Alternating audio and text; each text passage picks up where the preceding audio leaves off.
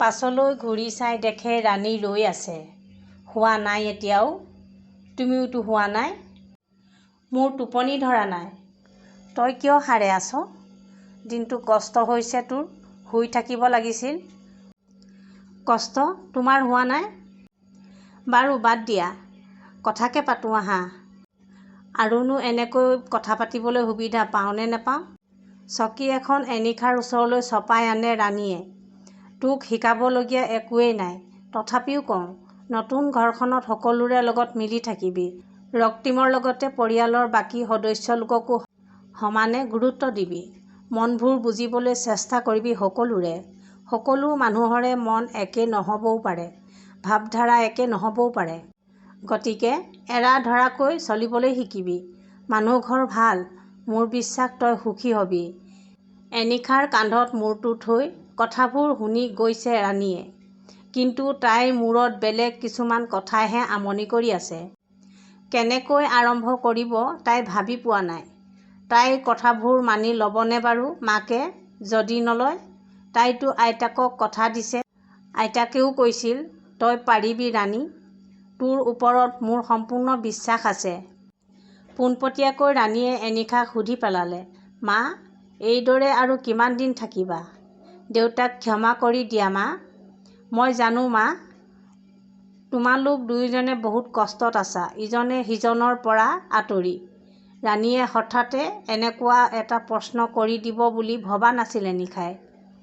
এনেকুৱা এটা প্ৰশ্নৰ বাবে সমূলি প্ৰস্তুত নাছিল। একো উত্তৰ নিদি মৌন হৈ ৰ'ল এনিশা। মাক নিশ্চুপ হৈ থকা দেখি পুনৰ আৰম্ভ কৰিলে তাই। চোৱা মা, তোমাৰ আৰু দেউতাৰ, দাদা আৰু মোলৈ ইমান চিন্তা কৰা, ইমান মৰমত ডাঙৰ দীঘল কৰিলা। আমাৰ দুখ কষ্ট তোমালোকে সহ্য কৰিব পাৰিবা জানো? কেতিয়াও নোৱাৰা জানো? ঠিক তেনেকৈ আমিও তোমালোকৰ দুখ কষ্টবোৰ সহি থাকিব নোৱাৰা হৈছোঁ। সেই সময়বোৰ বেয়া বুলি ভাবাচোন। দেউতা আৰু মায়ে কৰা ভুলৰ বিনিময়ত ভগৱানে উচিত শাস্তি দিলে তেওঁলোকক। দেউতা এতিয়া অনুতপ্ত মা। সকলো পাহৰি যোৱা মা, প্লিজ। দেউতা মাৰ পাপৰ ভাগী হ'ব নিবিচাৰোঁ। তোমাক এইদৰে এৰি থৈ মই কেনেকৈ সুখৰ বাট বুলিম? এনেকৈ নকবি ৰাণী, তোক মই কাৰো পাপৰ ভাগী হ'বলৈ নিদিওঁ। তেনেহ'লে মোক কথা দিয়া এতিয়াই। ৰাণীয়ে এনিশাৰ হাত এখন নিজৰ হাতত থলে। হাতখন এৰুৱাই আনে এনিশাই। মোক ভাবিবলৈ সময় দে ৰাণী। নাই মা, বহুত ভাবিলা আৰু নহয়, লগে লগে কৈ উঠে ৰাণীয়ে। বহুত ৰাতি হ'ল, যা শুই থাকগৈ। এনিশাই একো ক'বলৈ সুযোগ নিদি ৰাণীক জোৰ কৰিয়ে ৰুমলৈ লৈ গ'ল। অসন্তুষ্ট মনেৰে ৰাণী এনিশাৰ লগত যাবলৈ বাধ্য হ'ল। ৰাণীক শুবলৈ দি এনিশাই ৰুমৰ লাইটটো অফ কৰি পুনৰ আগৰ ঠাইলৈ আহিল। ৰাণীজনী গুচি গ'লেগৈ ঘৰখন তেনেই উদং হৈ পৰিব, ভাবিলে এনিশাই। ভবাৰ দৰে গঢ় দিব পাৰিলে দুয়োটা ল'ৰা-ছোৱালীক তাই। নীৰু বৰ্তমান উচ্চপদস্থ চৰকাৰী বিষয়া। সোনকালে তাৰ বিয়াখন পাতিব লাগিব। ছোৱালী চোৱাৰ দায়িত্ব সি মাক দেউতাকক দি থৈছে। এনিশাৰ দৃষ্টিত এজনী ভাল ছোৱালী আছে। ৰাণীৰ বিয়াৰ পাছতে নীৰৰ বিয়াৰ কথা আগবঢ়াব লাগিব। ৰাতি বাৰান্দাতে বহু সময় পাৰ হৈ গ'ল এনিশাৰ। তেনেকৈয়ে লাহে লাহে নিজৰ ৰুমলৈ আগবাঢ়ি গ'ল এনিশা। আজি সেই বিশেষ দিনটো আহি সমাগত। ৰাতিপুৱাৰে পৰা সকলো নিজৰ নিজৰ দায়িত্বত। আজিয়ে ৰিণীৰ বিয়া।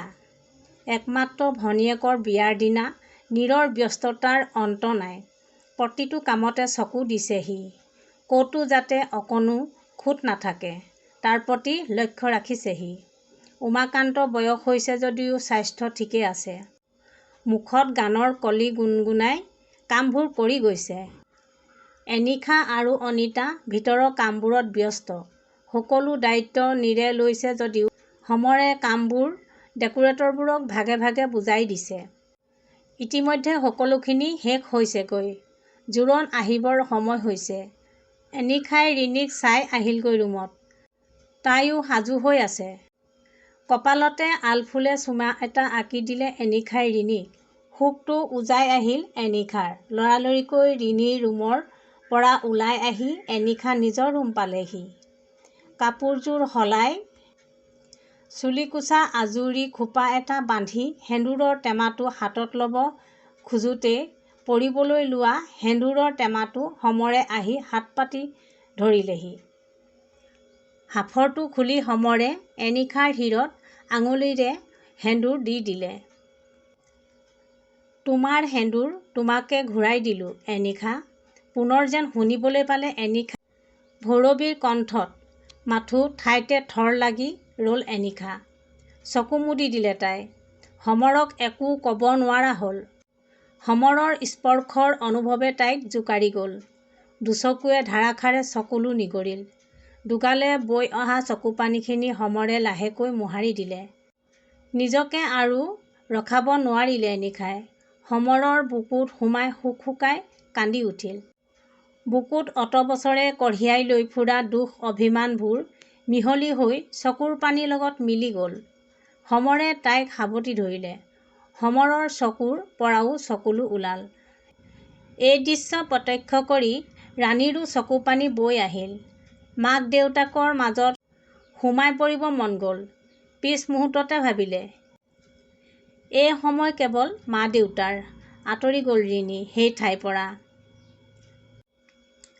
দিনৰ জোৰোণৰ পৰা অভ্যৰ্থনা অনুষ্ঠানকে ধৰি সকলোবোৰ সুকলমে পাৰ হৈ গ'ল। হোমৰ জুইৰ ওচৰত ৰক্তিম দৰা সাজত বহি আছে। কেইগৰাকীমানে ৰিণীক লৈ আহি দৰাৰ কাষত বহুৱাই দিলেহি। পবিত্ৰ মন্ত্ৰ উচ্চাৰণ কৰি হোমৰ জুইৰ সন্মুখত দুয়োৰে শোৱাৰ প্ৰতিশ্ৰুতি ল'লে। সমৰেও কন্যা সম্প্ৰদান কৰি দেউতাকৰ দায়িত্ব পালন কৰিলে। সকলো নীতি নিয়মেৰে বিবাহ সম্পন্ন হ'ল। অৱশেষত ৰিণীক বিদায় দিবলৈ সকলো সাজু হ'ল। এনিশাৰ মাক দেউতাক, ৰিণীৰ ককাক আৰু আইতাকক সেৱা কৰি ৰিণীয়ে সমৰক সেৱা কৰি সাবটি ধৰি উচুপি উঠিল। দেউতা, যাবলৈ ওলালোঁ। মাক চাবা। মায়ে যাতে পুনৰ কোনো কাৰণতে দুখত নপৰে, তাৰ বাবে সচেতন হৈ থাকিবা। এনিশাক সেৱা কৰিবলৈ লওঁতেই এনিশাই ৰিণীক সাবটি ধৰি কান্দি উঠিল। ৰিণীৰ গাল মুখ চুমাৰে উপচাই দিলে এনিশাই। ৰিণীৰ মুখত যেন এতিয়া শব্দৰ অভাৱ। বুকুখন গধুৰ হৈ আহিছে। একেই অৱস্থা এনিশাৰো। মাথো এষাৰ কথাকেই ক'লে ৰিণীয়ে, ভালকৈ থাকিবা মা। এনিশাৰো একেই উত্তৰ, তইও। নীৰক সাবটি ধৰি পুনৰ উচুপি উঠিল ৰিণী। নিজৰ কেয়াৰ লবি দাদা, লগতে মা দেউতাৰো। নীৰে চকু চলচলীয়া কৰি ৰিণীক গাড়ীত বহুৱাই দিলেহি। তাৰ এতিয়াও বহুত দায়িত্ব বাকী আছে। ৰিণীৰ লগত দিয়া বস্তুবোৰ ভালে ভালে পঠিয়াব লাগিব। ৰিণী গ'লগৈ। পুনৰ উদ্দীপ্ত সুৰুখৰ ৰঙালী আভালৈ নতুন সপোন দুচকুত আঁকি নতুন আশাৰে গঢ় দিবলৈ এটি নতুন সম্পৰ্ক। যোৱাৰ আগত দি গ'ল তাই এনিশাক অস্তগামী সুৰুখৰ ৰঙালী আভা। আবেলিৰ বেলিয়ে যোৱাৰ আগত ৰঙালী হৈ শেষ সময়কণ আকাশৰ ওপৰত ৰং সিঁচি থৈ যোৱাৰ দৰে এনিশা সমৰৰ জীৱনৰ বিয়লি পৰত শেষ ৰংবোৰ সিঁচৰিত হৈ পৰিল। সমৰ আৰু এনিশা 25 বছৰৰ পাছত দুয়ো আজি গধূলি বাৰান্দাখনত বহিছে। সমৰৰ কান্ধত মূৰ থৈ একান্ত মনে আকাশৰ তৰাবোৰ চাইছে এনিশাই। আটাইতকৈ জিলিকি থকা তৰাটো শাহু নিৰ্মলা যেন লাগিল তাইৰ। তেওঁ যেন তৰা হৈ এনিশা সমৰলৈ চাই সন্তোষ হাঁহি মাৰিছে। তেতিয়াই নীৰৰ ৰুমৰ পৰা কীবৰ্ড বজোৱা সুৰ ভাহি আহিছিল। জব কোই বাত বিগড় যায়ে, জব কোই মুস্কিল পড় যায়ে, তুম দেনা সাথ মেৰা। এতিয়া যে নহয় সময়, হিচাপ নিকাচৰ পুৰণা সময়ৰ হাতত হাত থৈ আগবাঢ়ি যোৱাৰ সময় এয়া। দুয়ো দুয়োকে সময় দিয়াৰ সময়। এইবাবে অশেষ ধন্যবাদ।